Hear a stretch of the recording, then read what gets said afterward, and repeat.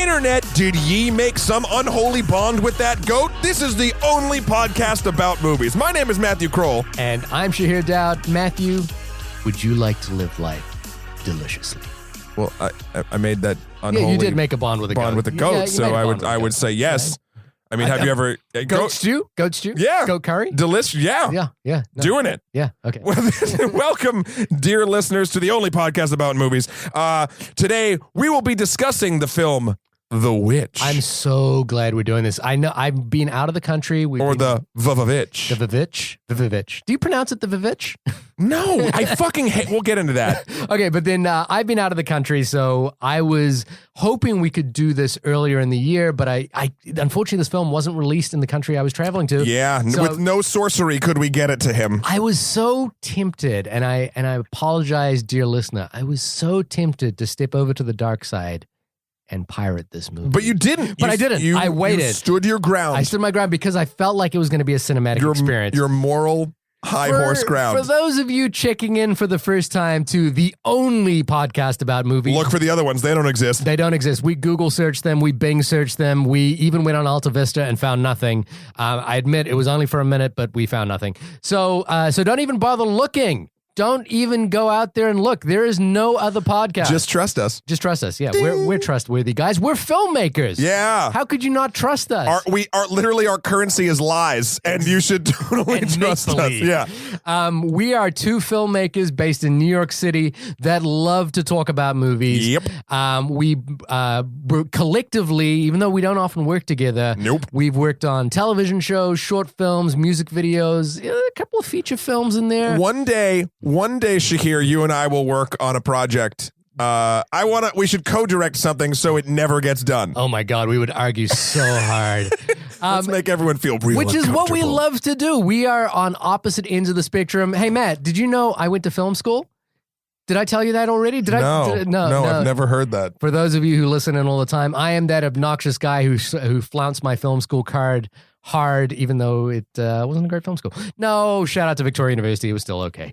And we love to talk movies. We do a 1-hour discussion, and we don't do movie news or anything like that. We give you 1 week or more since the movie came out. Yeah, this one's a little old. Little old. In the case of The Witch, a little bit longer, so that you have time to watch the movie. We do break our discussion into spoiler-free and then spoiler discussions, but we're hoping if you're coming to this podcast, you've watched the movie. Right.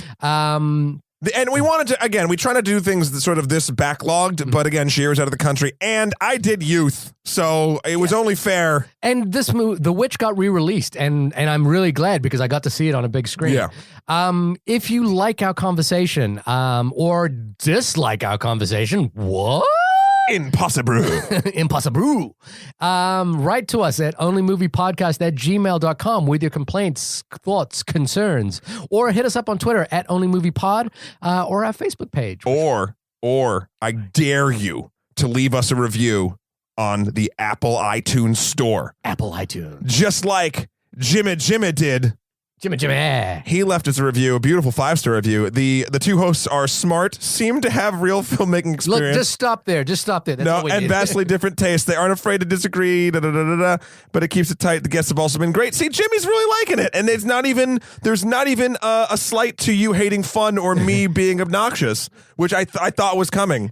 Now, to be fair, and I'm not sure if this is the case, but Jimmy might be the guy who won our first competition for movie tickets. Oh, so we bribed him. I don't think we bribed him. I think he likes the show. Okay, well, thank you, Jimmy. Jimmy. For that. Yeah, please review us. And if you know what, give us the star rating. Follow your heart. Yeah. But just rate it. Yeah, please love us. Anyway, the VVitch. The Witch. Okay, I just have to get this out right before we start because it has nothing to do with the plot or the acumen of this movie. Fuck them for using 2 V's, man. Oh, I love that. Why? I love because it's a poster. It's an old poster design. It's basically the way that you might have written a W, which was 2 V's to begin with. And you know, look. Does it happen? Wait, hold on. Because it takes place in, the 1600s New England. Yeah. Is that how the Old English used to be written with 2 V's? I don't know. Because listen, I don't know if it was, but it feels like everything in this film is so pointedly feeling like they're trying to point to authenticity, that I would, if they told me this is how you wrote a W in ye old English times, I would go, okay. Okay, look, and I'll say that right now. I didn't do my research.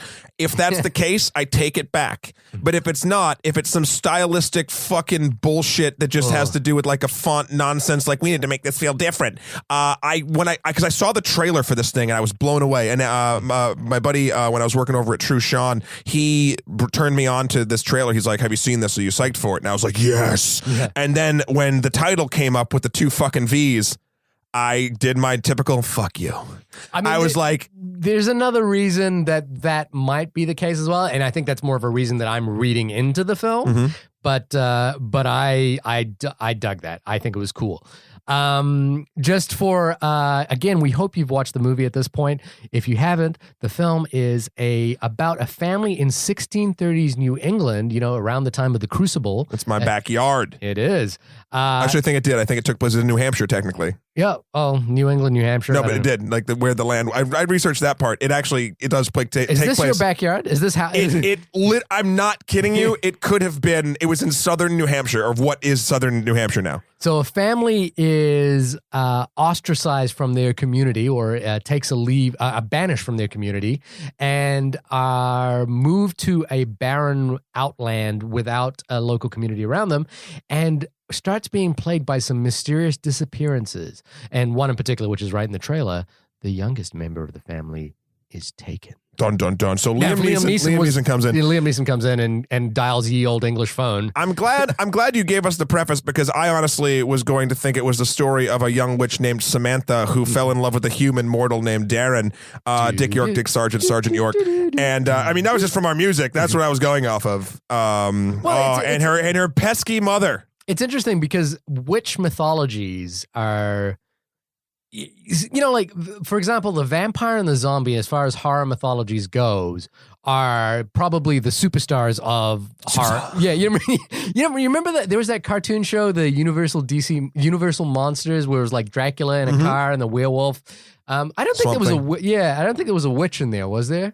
No, because there was like Bride of Frankenstein. Yeah. So the witch mythology hasn't been done like this in a long time. And I feel like, now I'm going to go right off the bat here, I freaking love this movie. I fell so hard under the spell of this movie, not to use the wrong metaphor there, but this movie, there's another show I've been watching this year, and even last year, called The Nick. Do you know it, Steven Soderbergh? You've brought it up a few times. Yeah, did I mention I've gone to film school? But welcome back. You've been back a week. Your welcome is over. Okay, I'm gonna milk that for all it's worth. The thing about The Nick, and it's related to the thing about The Witch, is this. I can imagine that if you went into a pitch meeting to make a movie, especially your first movie, if you said, I wanted to make a movie set in 1630s New England, told entirely in the language of the time, about a witch that doesn't really appear too much on screen, you'd probably be walked out of the room and said, thank you very much for your time. Whereas if you said, I'm going to do a zombie film set in the woods, you'd probably get your money. And the thing about... Or a vampire movie. How many freaking vampire movies have there been? But now they all got to be weird and like go to high school or some shit. Yeah, whatever. And the thing about The Nick was, I feel the same way about The Nick. If you said to me, you're pitching a show about a hospital in 1900 New York, I would be like, oh boy, I don't know. But then you watch the show, The Nick, and you're like, this is I didn't realize I wanted this show so badly until I started watching it. Right. And it's the same thing with The Witch, which is I didn't realize I wanted a movie this pared back and this sparse about a topic that I haven't seen that much in cinema in 1630s, with a commitment to old English dialogue. Oh, it committed. Until I saw it. And then I was like, this is everything I want. I love this movie so much. Well, I got to tell you, just like you said in last week's episode about Hardcore Henry, how the experience made you a little nauseous and you didn't have a good time. I've mentioned this in the podcast before, but when I saw this movie, was one of the worst movie-going experiences I've had in my life. And now that I've seen the movie, now because you were very good about not telling me what happens in the movie, yep. and now that I've seen the movie, I I think that parent. Well, you can tell the story. Well, I mean, 9 cell phones I count dropped. That means people took them out, were using them, and then accidentally dropped them, crashing to the ground. And I prayed everyone's screen cracked. Yeah. There was a baby screaming in the film. I mean, like at the film. Did they? And in the film. I think you told me that they were very quiet. It was a good baby. There was 2 babies. One was a good baby. There were 2 babies and in one your was screening? a bad baby. But yet we're watching a movie where a baby gets Spoiler alert. Spoiler pieces alert. of it. It's not a baby movie. Oh my god! Well, you could look. Are there any baby-friendly movies except for those movies that they Baby Genius 2. and except for those sessions where they say you can bring a baby, child, which is the 2:00 in the afternoon. Look, movie theater. This is my point. Movie theater culture is so fucked up to the point where, did you hear that article that was swiftly shot down about? There's going to be a texting section in movies. Fuck you. And granted, AMC, great. They took it away because everyone yelled at them. But like, man, they are the fact that they were thinking of entertaining that idea means they are so terrified. Well, here's the thing. Your experience was awful and it sounds awful. And because I'm a parent now, I'm going to be a judgmental parent for a second. There's no fucking reason you should bring a baby to any movie at night. The baby should be at home asleep. But, I was actually traveling for work for when I saw this movie as well, and I saw it in the ArcLight Santa Monica. And this is a brand new movie theater, so it's like very new furbishing. It's one of those kind of classy upscale where you can buy a drink and take it into the movie theater. Ooh. New screen, really pristine image, beautiful sound. Right. And an audience, because this movie has been out for a while, it was people who genuinely wanted to come out and see this movie. That's good. Yeah, you had a good audience. I had a great audience. I had a great experience. But I have to tell you, and I saw it by myself. And maybe it's the times or like whatever. I don't know, but like I'm having less good movie experiences. Oh, without a doubt. Especially like yet again, I'm the Marvel head of the group. Like at the midnight releases of these things, like it's all fans, it's all where it's supposed to be, and that's a great experience for that sort of thing because you got this is a movie where you want everyone to be quiet, to shut the fuck up and put your goddamn phones away. Oh god, I would be so annoyed if that was the case. But in the case for me was that at the end of this movie, Look, here's the other experience I want to talk about a little bit, which is that when I was a little kid, I saw Jaws, right? Like I was exposed to Jaws probably before I should have seen it. I think I was like, I want to say 8 or 9 years old. So you were the baby. Yeah, I was. You were the baby in this analogy. Except my dad was smart enough not to take me to the movies. He brought home the VHS copy and we watched it at home. Gotcha. But Jaws was your Predator too. Yeah, I heard there was a good episode. Great episode with your dad. When I was a little kid, and when I saw Jaws, I was so freaked out of the water afterwards, to the point where after watching the movie, I was afraid to go to the bathroom because I thought a shark might come out of the toilet and bite my little picker off. It was, but what I mean. So now Shahir is afraid of witches coming out of the toilet. The point is that Jaws as a little kid got so far under my skin that it as I left the movie, I was terrified. Right. And this movie, I had to walk home by myself in the dark. In the city. In the city. No. Actually, it was in Santa Monica, so it's not like a city. You know what I mean? But you're also not in the woods. And what happened was, there was a little bit of forestry around. And this actually happened, this was similar to my experience of seeing the Blair Witch Project, ironically as well. But at the end of this movie, everyone walked out, and I didn't realize everyone had walked out. I went to a late session, so when the credits were still rolling, and I looked around, there's nobody in the theater. Ooh. And I was just fucking terrified. I was like shit scared because this movie had just gotten so far under my skin. And then walking home, I was just looking over my shoulder in every patch of darkness. I just felt so creeped out. But then at the same time, this is not a movie that trades in cheap scares. I don't feel like... it works real hard for them. I think there's one maybe like jump scare in this movie. Other than that, this is a deeply, deeply unsettling psychological experience. I found this movie hit me intellectually, it hit me emotionally, and it actually did, and on top of all of that, it did manage to be genuinely terrifying. Yeah. I wrote in my notes, this is kind of just sort of my take on it too. It has the feeling, for you gamers out there, it has the sort of feeling to it, if you haven't seen it, of Bloodborne. Bloodborne is one of the people who make Dark Souls from Software, and they train, their whole thing is like you're gonna die, like that's their whole fucking thing, like they make it supposedly really hard, and at the end of the day it's not, but it makes death sort of have meaning to, like, you're scared of it in the game. And the aesthetic of this, it's sort of this takes place in a sort of, basically Bloodborne takes place in maybe where the city where the family in this movie got exiled from. Right. Again, it's different lores and things, but like the deep-seated dark mythology, unnerving everything, and the more you dig, the scarier it gets. But like, if you didn't dig and you walked along like da la la, like everything would be fine, even though it's not. Yeah. I was funny. I watched The Witch and then I came back and played it. I'm like, I'm still here. Yeah. Like it was good. So what would, I mean, I've said my one liner of this is that this is, and I'm so excited by this filmmaker, Robert Eggers, Brooklyn guy. Shout out to Brooklyn. This is pure elemental filmmaking at its finest. It is this writer-director has a masterful command of sound, image, performance, and storytelling. And this film, I would be hard-pressed not to say this early, this won't appear in my top 5 this year. I didn't have the same love of it. That's not to say I didn't enjoy it. I liked it a lot.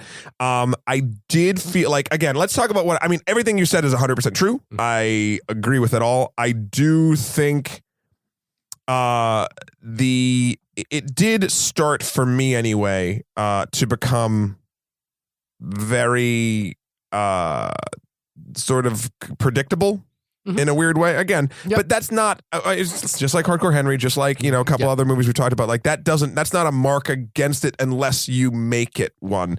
And I'm not saying I make it one, but like I kind of knew from the get-go, like it's basically a story I've seen a bunch of times, but told so fucking well this time that like that's fine. So as long as you can get over that, which I did, it felt a little bit long, but I don't know if that's because, again, I'm trying really hard to separate my experience, because the movie sound like you had the worst experience. The movie is a slow burn and a quiet burn until it pumps up with its soundtrack and sort of the things that happen, but like it's quiet. There's tons of uneasy quiet moments. And when you have fucking yuckles like just knocking their phones onto the floor throughout the entire thing, any immersion is broken. So my negatives might not be giving it as fair of a shake as it may deserve, but like something, the music, I felt, it was good, but it was very one note for me. I loved the music. I loved the score so much. Mark felt Coven was the apt name. Apt name, Mark Coven. It just felt like after the first sort of like the first big swell, like it all just felt like dark, ominous tones.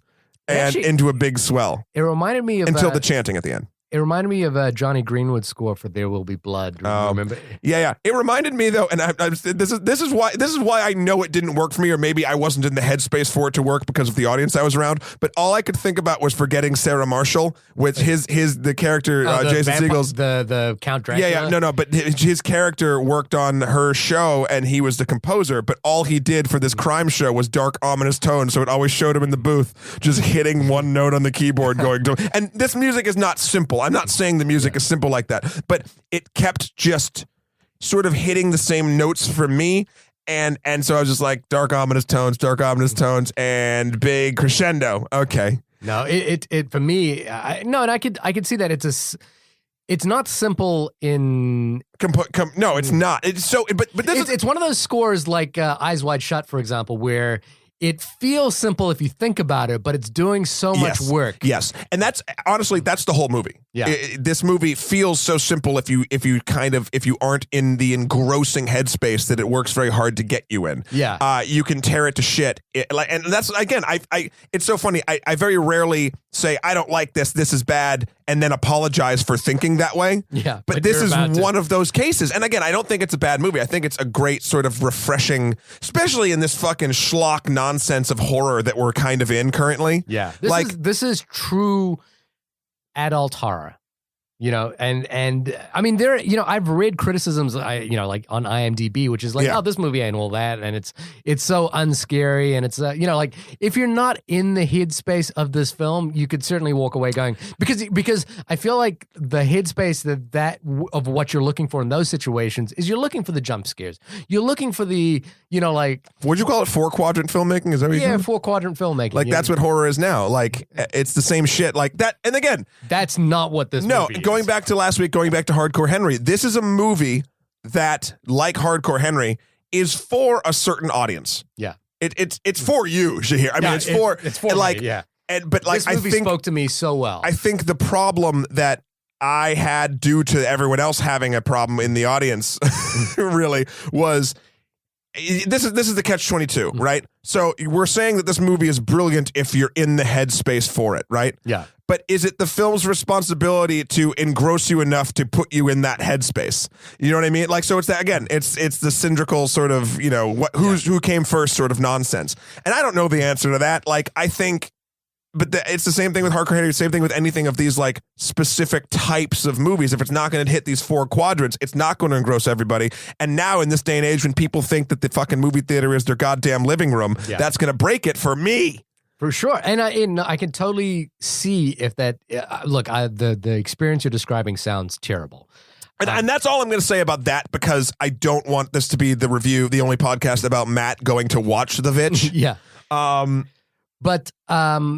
So that aside, it feels like we're having the opposite experience of Hardcore Henry, which is the exact opposite experience, which is that you didn't enjoy the experience of seeing the movie, but you appreciated what the film was. Yes. In fact, I will say the only thing even from a story point, this is right in the beginning, so this is like spoiler, but the first 3 minutes. Yeah. I really hated them getting out, like what happens in the town, and then them getting out into like being ostracized. Why'd you hate that? Well, I didn't understand what the fuck was happening. Now they're speaking was it the language. It's the language, I think.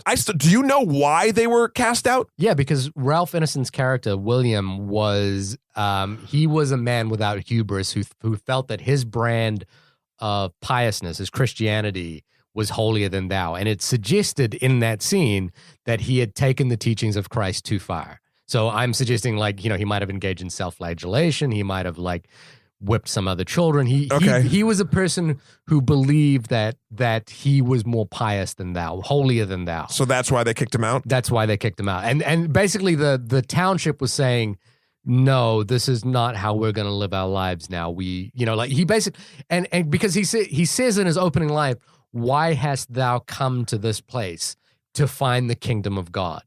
And he is a person who believes, you know, like, and I just didn't get that. And maybe, again, it could be the room I was in, but it was very hard for, again, I'm not saying I'm dumb, but I will say that, no, that's you know what? That's what bothers me. I'm not dumb.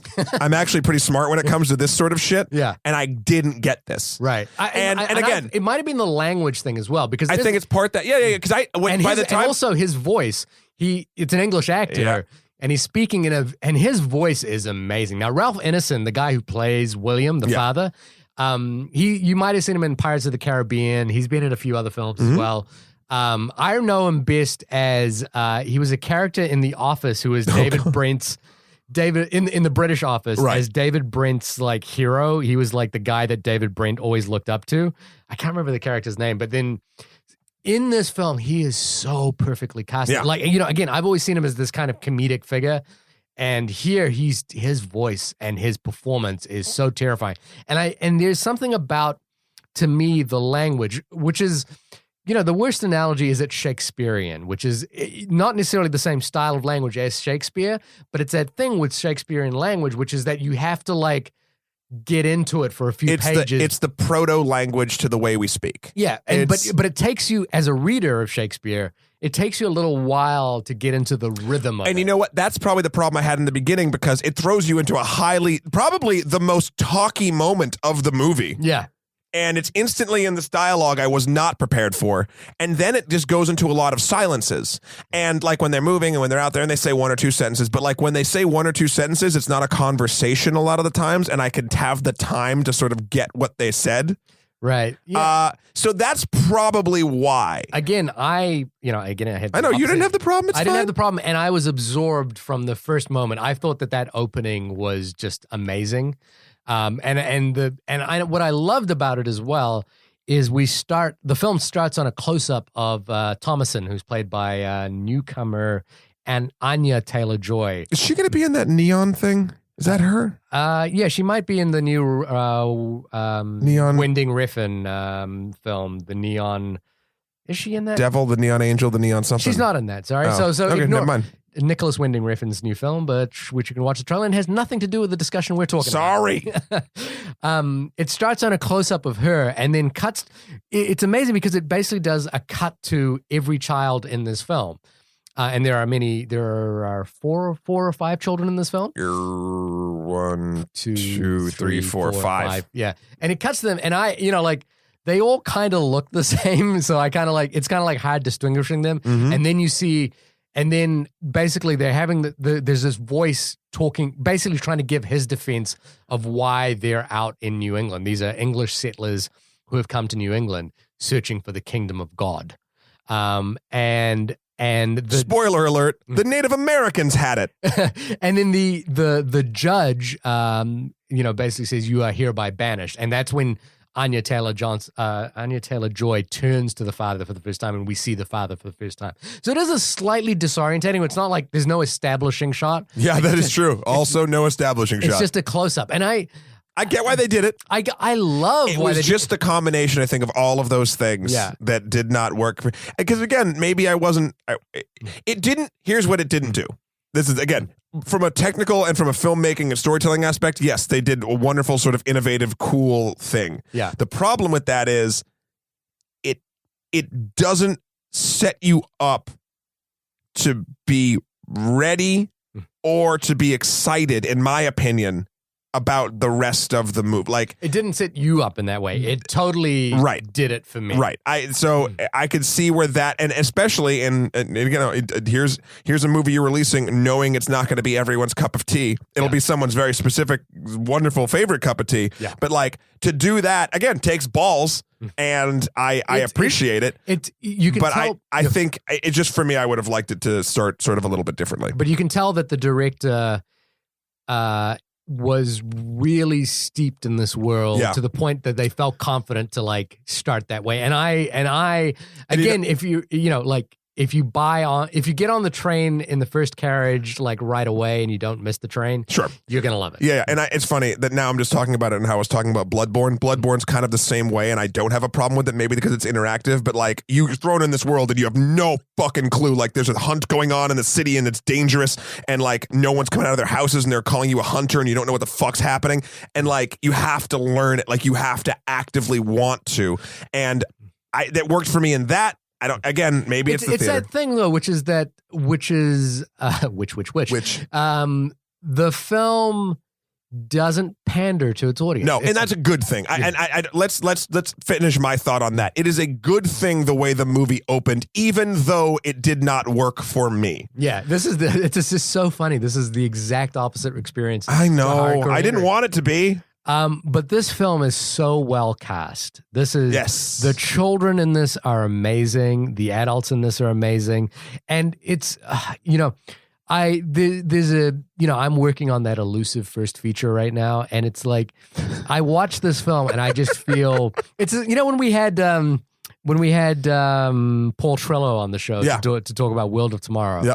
And sometimes I watch, I hate watch things, not because they're bad, but because they're brilliant. Oh, yeah, and you have that issue. Yeah, because I'm a filmmaker. And so when I watch someone do something that I want to do and they do it brilliantly, you get lime green jelly. I get lime green jelly and I feel like a douchebag. But this is a total lime green jelly movie for me because I watch this and I feel so annoyed at how good this director is. I met someone in LA who was telling me about this person's next 2 or 3 films. And I was like, look, man, do every movie with this guy. Yeah. You know, like off the back of this movie, this dude could make 3 failures. You know, like as one of my favorite filmmakers did, Steven Soderbergh, and I'm cool with that. Yeah, you know what I mean. fine. This is so good.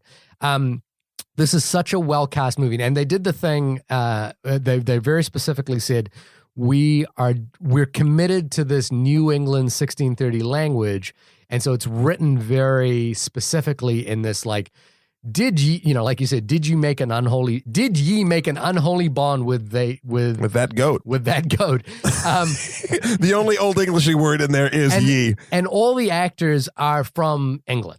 So, and the director, I've listened to a commentary by the director, and he said, look, I if we're going to be doing this kind of language, I want it to be in an accent that is native to these speakers. I don't want them to like be trying to put that accent on. Yeah. Mm-hmm. And so, and it does that amazing thing that a great Shakespeare adaptation does, which is that the best Shakespeare adaptations on film, at least, allow you to bypass the language in some way to read what the actor is saying. So, right, yeah. You know what I mean. So you kind of like, even if you don't, even if the language is like clumsy to our brains. Sure. You understand through the way that the scene is set up and the way that the actor delivers it exactly what's happening. And again, I will go back and say that happened for me as soon as we were out of that fucking town. Right. You know the shot I loved in that town was when they were like it was like a POV shot and they were traveling back. Yep. And the gates were about to close and we saw some Native Americans walking through and they kind of turn around and look back at. Yep. And the reason I love that is I'm this is going to get into like the reason I love this film is that and the reason I love any film is if a film gets me to think philosophically about the way I am as a human being, and makes me question it in different ways. And this film completely does that. And I'm a non-religious person. I'm an atheist, agnostic, some kind of commit. Yeah, commit. I'm sitting on the fence on that. But basically, I like to believe that there is an order to the universe, even though I don't see any empirical proof to that. And I believe in narrative, so I believe in storytelling. So what that means is like I don't believe in the Bible, but I understand why the Bible exists. If that makes any sense. Control. What? Yeah, exactly. No, I think it's a method of. It's also a method of like making sense of the world when the world doesn't make sense. So and I know, yeah, and I said control sort of snarkily, and no, yeah, there's obviously that sort of controlling people, but also I'm not even talking about like an entity gaining power and having sway over a flock. I'm talking about people, humans in general, want to know that even if they're not in control, that there is a control. There is a control, absolutely. And the reason I love that shot of the Native Americans is that philosophical outlook of religion and piousness, which is what William, the father, Ralph Anderson, has so much, is completely in opposition to the Native American ideology, which is that nature is in itself a power. Right. And like the question that having that shot in, which is very specific and very much like had to be put in there. You had to cast 2 Native Americans and dress them in full garbs to actually do that, just walk by. Yeah. Is that sets up the question for me is, do the witches, like, what is the mythology of these witches? Did they exist before the white man, before the English colonized America? Well, not to get into spoiler town, but I think when we finally see the bunch of witches, they're all white. Yeah, but did they? Are they all white? They are in the film, but I'm guessing what I'm saying is that concept of, what this film does as well is make me question, where did the witches come from, and are they a result of this Christian doctrine that was so heavy, or are they a response to it? Did they exist before? I mean, the truth of the matter is, it's one affects the other. If you want to look at historical sort of witchcraft or paganism or whatever you want to talk about, yes, that sort of religion did exist before, but at what point did it form versus, especially like it's balance and counterbalance. When if you get this guy and his family and he's like super fucking like I'm the most religious dude, you have people like that, it's gonna swing in the opposite direction where the other people in direct opposition are going to, the pendulum's just gonna hit the other way. And that's exactly that to me, the reason I used that line at the quote as my quote in the beginning, because that line is such a beautiful rendition of that idea. Do you wish to live life deliciously? Which is exactly the opposite of everything William tells his son. Well, it's Satanism. It's Satanism. The idea of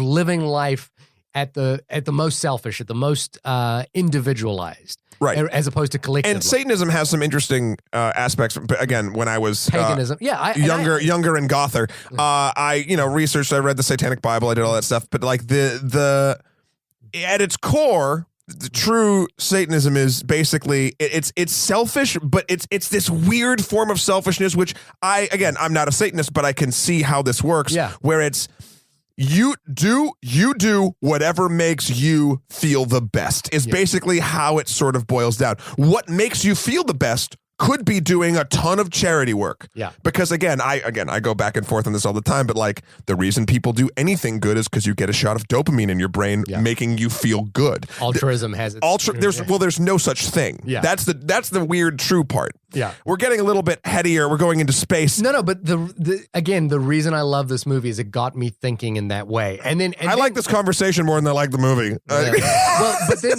the interesting thing is that there's a sadness to all of this, which is the thing that as a new parent is very difficult to watch. And, it's the first scene of the movie. Well, maybe the third scene of the movie, and it's in the trailer.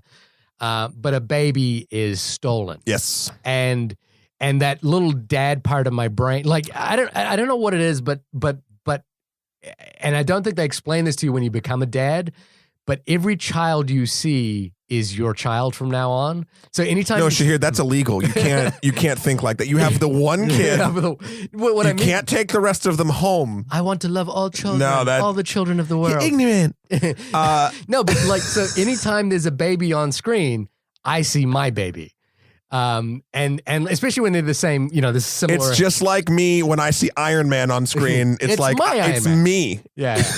And so a baby gets taken away in the third or fourth scene. Right. Well, in a really that scene is great. Hold on. Pause. You're dad braining already. We're getting into spoilers now. We're going to start going through the movie, and now this is a spoiler. This is like the third scene. But right now we're going to get into it because there's things that happen right at it's going to happen. So spoilers now. You're welcome.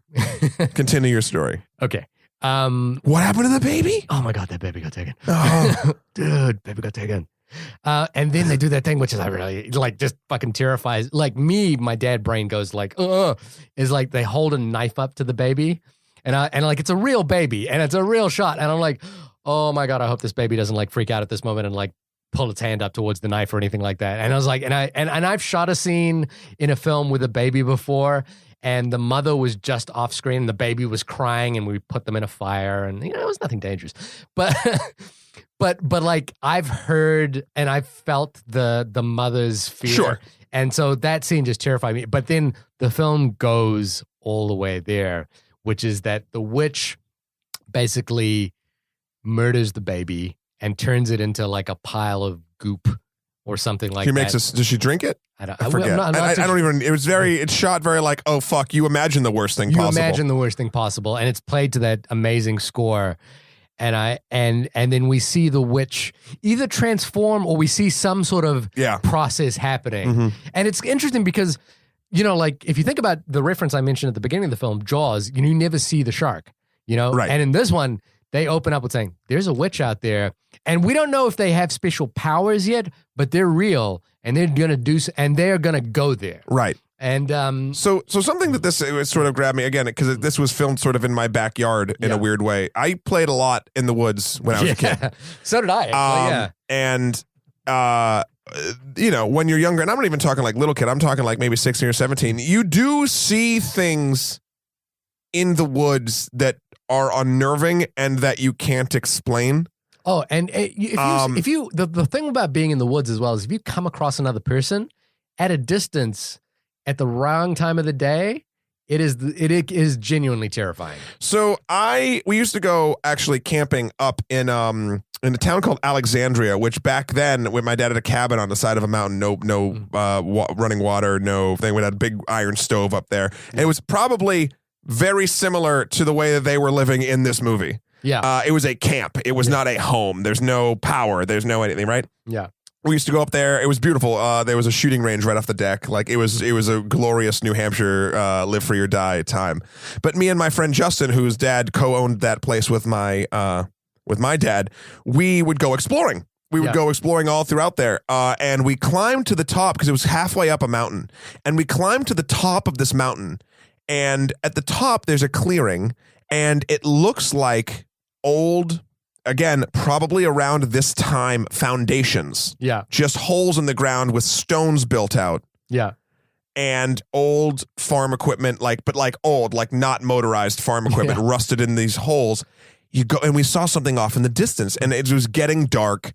And we walk up, and we see all of these stones are put around this giant thing, and there are, and I shit you not, I will never forget this, just pyres of sticks and logs, probably 20 feet up, like they stood 20 feet up, all surrounded by these different circles of rocks. And there was at least 6 or 7 of these individually in certain spots around the clearing and around these foundations. We looked around. There's no fucking tire tracks. There's no way. So let me put this. The cabin where we were at lower on the mountain was the highest road on the mountain. We owned the land up there. Yeah. And there was someone else up there.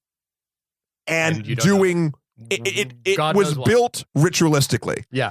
It's that scene. And we took the fuck off. Yeah.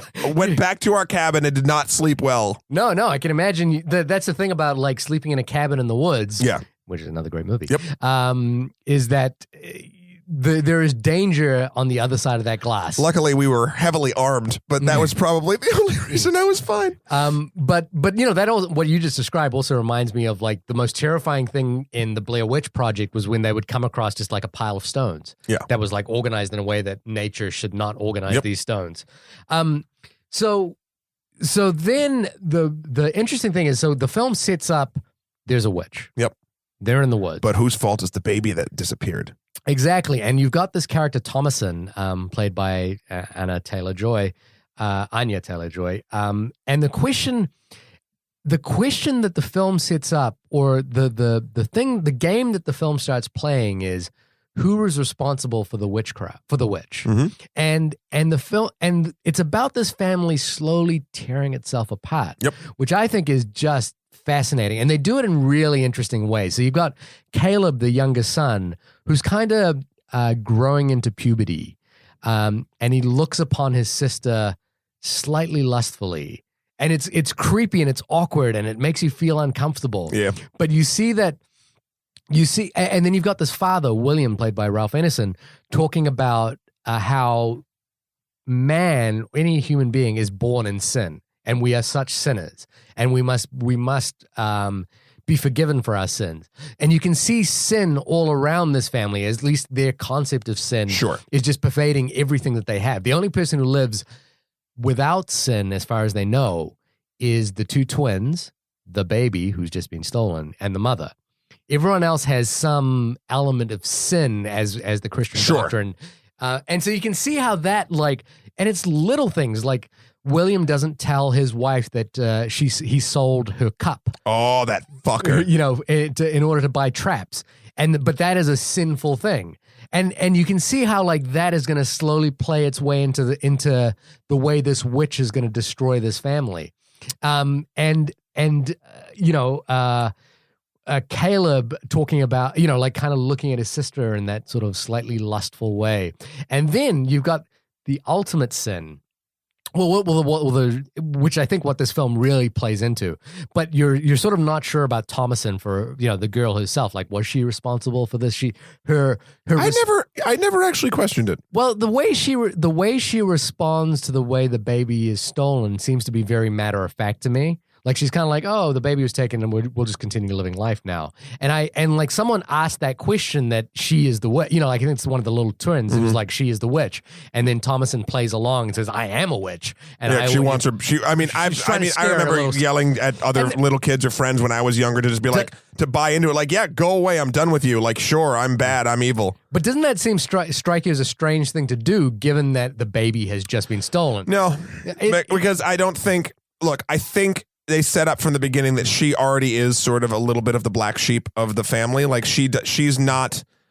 I don't think anyone in the family buys into the whole thing as much as the dad does. Yeah. The sort of religious aspect. He seems to get manipulated into it, and by. No, I'm not even talking about the witch. I'm talking about like the theology, the piousness. Right. But it's interesting. The thing that the film I think really gets into, and the reason why I think this is a genius film as well, is that she is entering womanhood. Sure, and she also, and this is the other thing too. I can relate to this, not the womanhood part, not yet. She is a smartass. She's the equivalent of 1630s smartass when she said, yeah, the little kid's like, you did it, you're the witch. She's like, yeah, I am the witch, da-da-da-da. And that smartassness back then in that family is gonna fuck you. But she's also, again, she's growing up, she's becoming a little bit rebellious. Like, I think she only does that to that little girl though. No, she doesn't do it, she definitely doesn't do it to her parents. I know, but that's the kind of thing, that's the kind of smartass comment that can get you fucked up. Yeah. In this world, but in a lot of, like, you say the wrong things at the wrong times and it fucking haunts you. I mean, look at the fucking internet. Yeah, and then the interesting thing that happens is that she, because that gets back to the parents. Yeah, that playfulness gets back to the parents. And then William kind of like Caleb takes this lies to his mother, Catherine, played by Kate Dickey. And William accepts it as Queen of the Vale. Queen of the Vale? Game of Thrones, motherfucker. She was Queen of the Vale. That's right. Yeah. Has her baby sucking on them titties. Yeah. Her baby, her fucking 10-year-old. 10-year-old sucking on them titties. I'm only saying that because I just watched Me and Earl and the Dying Girl, which is that's a line in that film. But the way that all of that becomes more important than the actual presence of the witch itself. In fact, the witch doesn't make much more of an appearance. Doesn't do much. I mean, he has to steal and cook and kind of roll around and dead baby, and then later she kills Caleb. Oh, like she captures Caleb. Yeah. Wait, was he chasing the rabbit? Yeah, he's chasing the evil-eyed rabbit. Yeah, and then he's led into basically the Hansel and Gretel impression of the witch, which is this, and it plays so perfectly into something that because that was the hot witch. Yeah, it plays so perfectly into this unspoken thing with this character, which is that he's probably just about to go through puberty as well, and so he is sexualizing everything. Your body's changing, and so the witch that is presented to him is this beautiful, voluptuous woman. Now, what's cool about it is it's done in the way that would be voluptuous and sexy for that time. It's not like our version of sexy. Right. And it presents one of the only jump scares in the movie, which is that she kisses him and then her hand reaches the back of his head and it's an old woman's hand. Yeah. And then one of the most intense child performances happen, which is Caleb comes back to their house, and he is somewhat bewitched, so to speak. Yes, and you know what I didn't get, and maybe you can fill me in sort of as we go, and maybe you know, maybe you don't know. Why was the witch fucking with them? Well, I think because they came on her land. Look, to me, or she needs baby blood. No, well, see, that's the thing is, I think the witchcraft, or she's evil. The witchcraft on this level works metaphorically more than it works literally, because there are things that happen in this film that are just like, huh? Like when Caleb comes back, he coughs up blood, and then half-bitten apple comes out of his mouth. That's that's bleeding. Yep.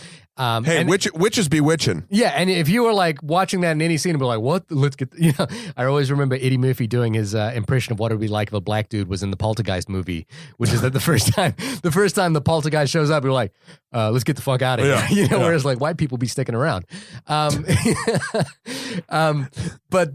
an apple, like a bleeding apple coughs up out of Caleb's mouth and they all seem to ignore it. And so to me, the thing about witchcraft in this movie is it plays better and I think it plays beautifully as metaphor. Like it's just this family not dealing well. And but the reason I don't think it works entirely just as metaphor or like it's not entirely metaphor because they're and the reason why the baby gets killed. I know. That's the thing. Like they're making this an actual thing. Like there are metaphors that happen. I don't think the witchcraft itself, I don't buy that it's a metaphor for like what do you think the witchcraft is a metaphor for? I think witchcraft in this film plays into Satanism, which is that it is about. But that's just an allegory. That's not a. No. But I think what it like to me. We're gonna jump right ahead to the final scene of the movie. I mean, because the family tears itself up. We've been talking for a while. Yeah, the family tears itself apart. Slowly, everybody one dies. Except Thomason, who Thomason is confronted by the coven leader, I suppose, which is Black Phillip, the goat. Right. And he asked that question to her, do you wish to live life deliciously? Well, we're not there yet, but yeah. And she does. And I find that her acceptance of, she comes across the coven of witches at the end and floats into the sky. And it's almost an orgiastic moment. And I think it's an acceptance. It's a rejection of the puritanical mode of living. At the end of the film, first of all, the witchcraft they portray at the end of the film is very different from all of the other witchcraft because everything, like that witchcraft at the end when she like becomes one with the witch, makes a deal with Black Phillip and like floats to the sky all naked, that is sort of like that's the anti-establishment. That's whatever. The other stuff is literally torturing a family for some reason, and here's what it could be. Yeah, maybe it's because they're on their land. The witch's sort of home. It might just be a rejection of the father's Puritanism. Sure. Yeah. Maybe they see a kindred spirit in the girl, in Thomason. Yeah. And that is what sort of calls them to destroy the family to put her in a space to get her where they feel she belongs. Could be that. Yeah. Again, this is all stuff you make up in your brain to justify it. Maybe there's hints or the filmmaker had a specific reasoning. Yeah. But for 9/10 of the movie, the evil is just to fuck with these people. Well, see, that's the thing that I think is so interesting about this movie is that at the end of it, it feels like a rejection of Puritanism. Like and it's also like an emancipation of this girl because she's even indicated to her mother, Catherine says that she's growing up and she'll need to go to another family now. Mm-hmm. And so her floating into the sky is a complete rejection of that possibility in her life. Hey, but it's sad because we know as an audience that this rejection of that life also means killing babies and killing people. And so it's such a, to me, it's like I completely understand the ending as a rejection of Puritanism, which is something that speaks to me personally. But I'm conflicted about it because it also like witches be killing babies. Yeah. So let me ask you this. This is sort of going back into a little plot point that I had an issue with that I can't really remember. The two little kids, the creepy little twins. Mm-hmm. How did they die? That is not that well explained, but we're presuming that Black Phillip and the sheep and the witch, who are towards the end of the film, that felt like a cut. Yeah, it felt like they may have. It's not as well handled. And my criticism, I have a similar criticism of the film as you, which is that I think the only minor criticism I have is that towards the end of the film, the director has a little bit of a harder time keeping track of everyone and what's happening to everyone. It feels like it gets hurried along. It gets hurried along, and like things, and particularly the twins, things start happening to the twins, and it seems to be it happens off screen, and we're not exactly sure what happened to them. So I presume, like, what happens towards the end of the film is that William presumes that Thomason might be the witch, and that also that the twins have made a pact with the goat, who is also the witch. And for some reason, he locks them all in. He locks them all in a barn, and there's a goat in the barn that starts instead of giving milk from its teats, it starts bleeding. And the witch appears there, and so I'm presuming and this goes to your point that you made earlier, which is that the witch is basically trying to clear a space to allow Thomason to join the coven, because Thomason is probably of age to join the coven. Yep. Because then what happens is I feel that the witch kills the goat and the two twins, but leaves Thomason, which also makes Thomason look guilty. And I feel like the thing that's interesting there is that every witch in the coven has probably been through this experience where their entire family has been destroyed and they've been the one left over. Yep. And Thomason will some point in the future have to do the same to another. Yeah. It's, which again, I just think it brings up so much conflicted emotions in me, because I, again, as an atheist, agnostic, whatever the fuck I am, reject the puritanical view of the world. And I think it's so simplistic and it's problematic and even dangerous. And I think yes, but then we're talking about again the pendulum on the other side of the thing. It's like then it gets dangerous in a whole different level, and that's why I think and that's again this is sort of going into my sort of belief system is like it's oh god, it's the fucking ice cream analogy, man. Like ice cream's delicious, but you shouldn't eat it all the fucking time or you're gonna get sick. It's the same with religion, Satanism or Catholicism. Like it's if you base your entire shit on one fucking thing, it will poison you. Doesn't matter what that thing is. It's just if you put all your fucking eggs in a basket, you're fucked. And this movie shows sort of both sides of that in this time. And I don't feel like this movie doesn't say which one's better. I don't think the film's dumb enough to which is weird. Yeah, to like say one or the other. It just offers this point of view, and I remember I was texting a friend of mine who's a film editor as well, who did not like the ending of the film. Robin hated the ending of the film. Really? Yeah, from what I remember. Well, what do you remember? Why? Oh God, we're gonna set up. It's a straw Robin argument now. We're gonna set it up. I believe she just felt like it didn't fit the tone of the rest of the thing. I think, and if I'm wrong, was it the proof of supernatural powers? No, I think it just felt, and it did feel different, but I felt like it was a payoff in a weird way. And I think I could see why people are like, oh, this feels like a different movie. Right. This feels more generic than the rest of the film.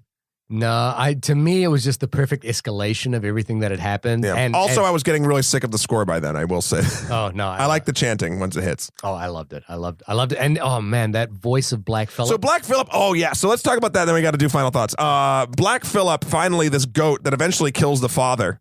Yeah. Black Phillip, she basically starts yelling at this goat, being like, talk to me, you fucking goat. Like, we all know you're evil now. Like, it's whatever. And then Black Phillip comes on with the coolest sounding voice and offers her like all like, you want a pretty dress? Do you want to taste butter? Do you want to live life deliciously? Whatever. And you have to grab this book, write your name in this book. And she's like, I don't know how to write my name. And his last line is, I'll guide your hand. And and the coolest thing about the cinematography there is you see the outline. You see his boot. You see the hint of a figure. You see it's a boot and it has a spur on it. Like it's. Really? I thought it was at face level to her. No, eventually you do. And again, unless I dreamt this, and write in, guys, seriously, listeners, if I'm wrong, but I remember distinctly seeing Black Phillip's boot, and it had a spur, like a cowboy spur. Right. Whatever the mythology was, I was like, because you're at this point, you're not sure.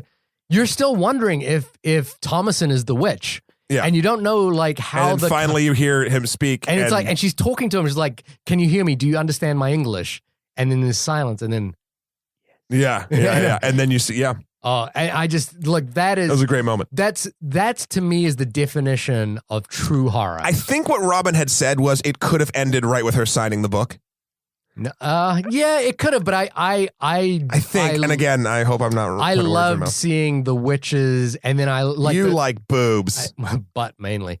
Oh, yeah. But then seeing them float into the sky, and then I liked it. I thought it was cool. And then seeing her float into the sky, I think was just a perfect encapsulation of the conflicted feelings I had, not about the movie. I think the movie is genius, but about where this character is going, because I genuinely was worried about her. And part of me was like, I'm worried for her being part of this family, and I'm worried about her being part of this new family that she's found.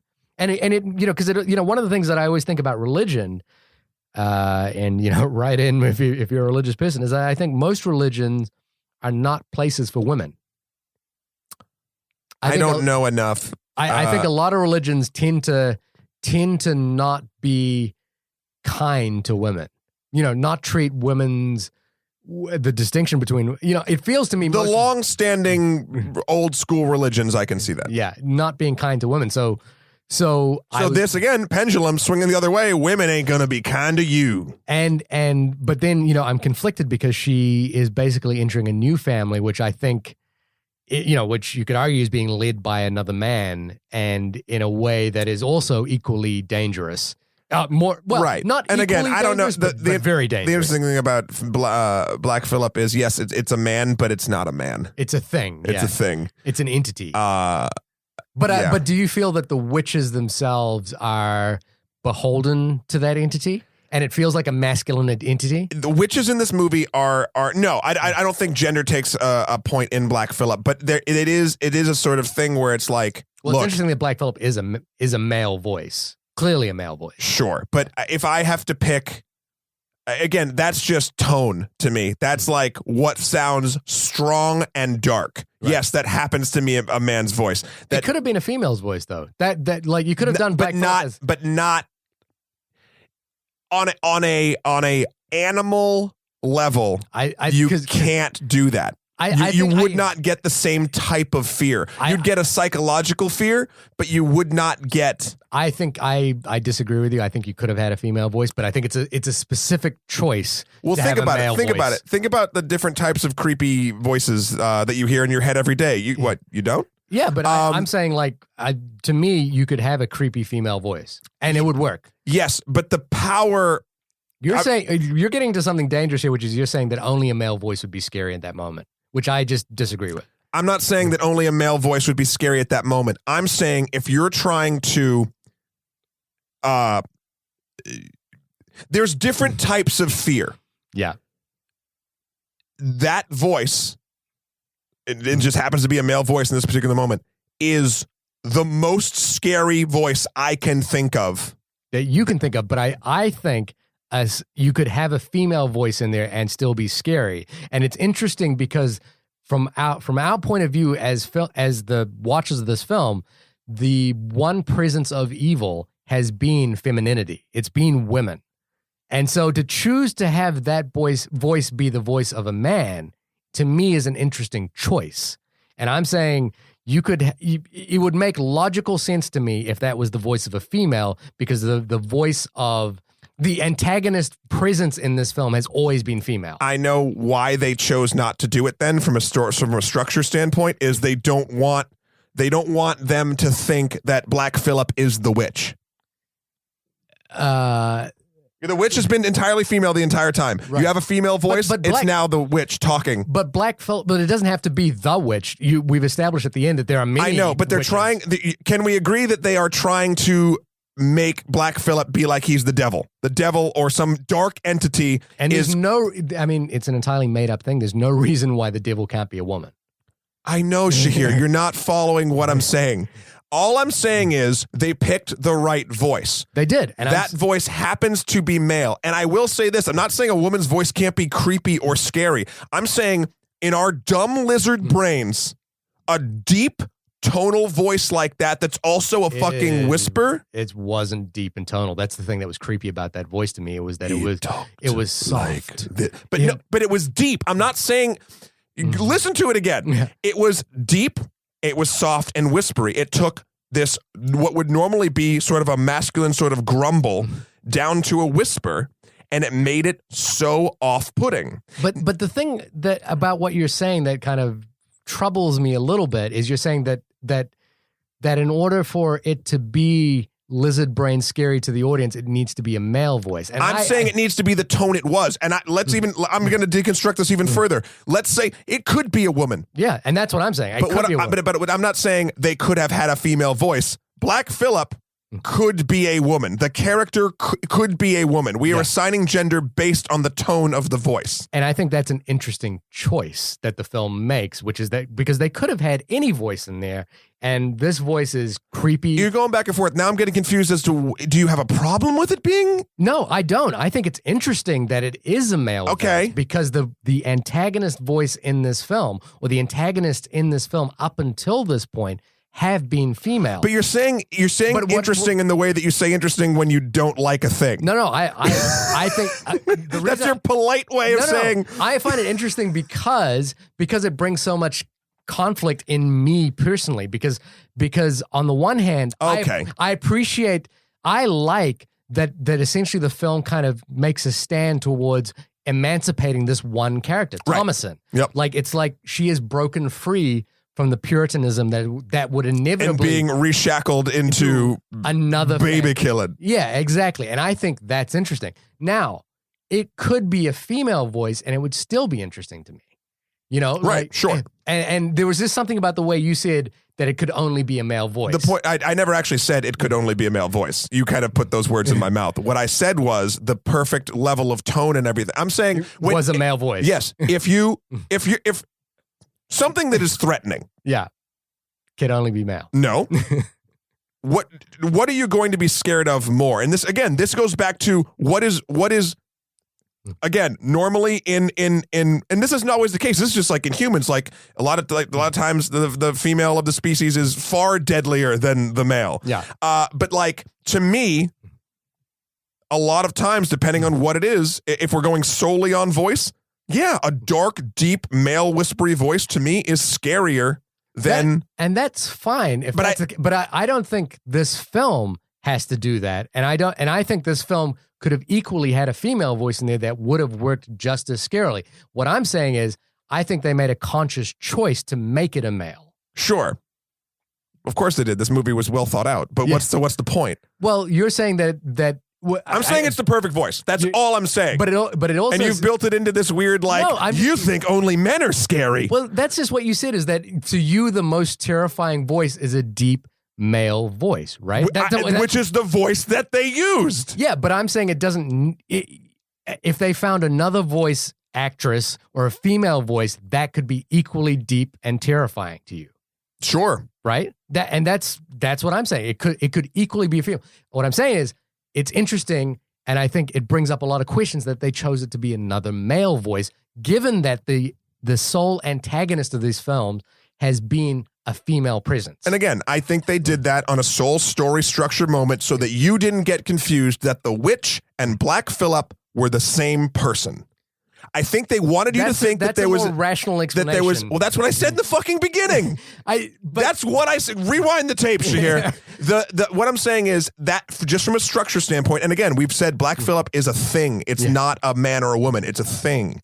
So they wanted to make sure that the witch and that thing were two different things that the audience. The thing is what is making the witches. Right. The witches are serving the thing. But is that Satanism? Is that a demon? Is that sort of nature incarnate? Like, you don't fucking know. But it has a distinctly male voice. Sure. And that is and you just keep going back. I don't get the circle. We've already agreed 3 times and you keep trying to go back. Like, we should be done with this conversation.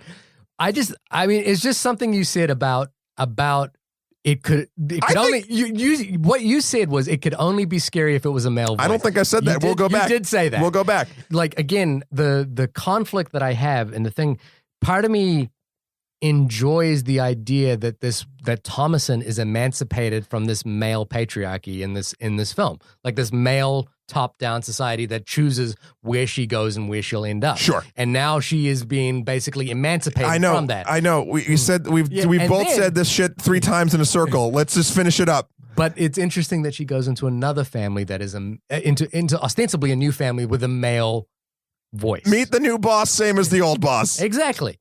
There's just something about what you said where... Oh, I can't wait to go back and prove you fucking wrong. We're going to go back on this tape. Listeners, write us in. Yeah. Please do. We would love to hear your take on this. All right, so we've been going on about this for a long-ass time. Shahir, final thoughts, go. If it hasn't been made clear at this point already, You think it's okay? I adore this film. I think this is one of the finest debuts by a new filmmaker I've seen in a long time. And I think, to me, this film enters the pantheon of great, not just great horror cinema, because it truly is an unnerving experience that I would rank up there with Jaws, The Texas Chainsaw Massacre, The Descent, The Exorcist, those kinds of films. Truly a transcendent. Oh, The Descent. Yeah. Yeah, I love The Descent as well. I think it truly is a transcendent experience, and I think it enters not just the pantheon of great horror cinema doesn't need the caveat horror cinema. It is just great cinema that happens to be horror. And this is one of those films. I will blind buy this Blu-ray. I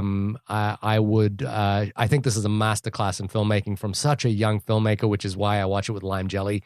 And Robert Eggers, if you ever listen to this podcast, please come on the show. We'd love to have you on. Yeah. So I could gush weepily upon you in person, but also, I'll just buy a beer. I hear Robert Eggers is making the new a remake of Nosferatu. That's perfect. That's fucking perfect. It is perfect, although this will be the third Nosferatu film. I don't know if we need it. Yeah, but when's the last one? It was 1973 Yeah, with it's time. Werner Herzog. It's time. But I will say this is that whatever this dude makes next, I am on board the Robert Eggers train. Go see this movie. Live action Powerpuff Girls, 2017. I would still go see I know that. you would. Yeah. No, and I agree with most of that stuff. Again, there's a price of admission for me. There's you need to be on board, and it doesn't do everything to get you on board itself, but that's because it's unapologetic, and I appreciate that far more than a film that panders. So, yeah, go see it. See if it's your cup of tea, and don't bring your fucking baby. Shahir, when you're not inserting gender issues into places that they don't really have a place in the conversation, where can people find you? Oh, please. Listen, I'm gonna be so interested to wind this one back. You can find me at www.shahirdaud.com, SHAHIRDAUD. That's where all my links to Facebook, Instagram, Twitter, all that stuff is there. As always, I'm talking about this music video with robots that will eventually come out. I want to see it. Yeah. You have seen it. I've seen like the previs and the thing. I want to see it. Yeah. Well, Get it done. Nigel, if you're listening. Hey, Nigel. Hi, buddy. We've never met. I love your work. I'd like to see it. So there we go. And you can find me at Matthew Kroll, MATTHEWKROL.com for my life and works. You can also follow me on Instagram at Skeletor, 4 PREZ, or Emperor MSK on Twitter. This has been the only podcast about the Vitch. Oh, Witchy Woman? You want to do Witchy Woman? Yeah, I like that Witchy Woman. Notice it wasn't Witchy Man. It wasn't Witchy Man. They made a distinct choice. Could it be a man? Can a witch be a man, Shahir? Sure. Yeah. Yeah, why not? Okay, well, we agreed on that. Witchy Woman. See you next week.